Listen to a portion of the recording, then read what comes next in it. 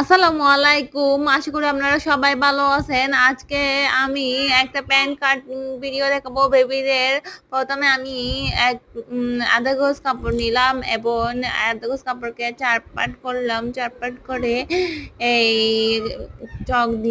চক এবং স্কেল দিয়ে এঁকে নিলাম।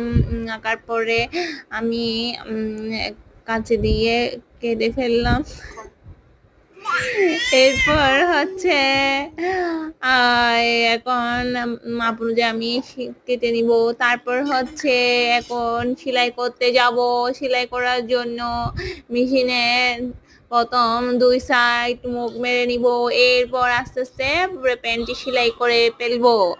তারপর প্যান্টটি রেডি হয়ে যাবে।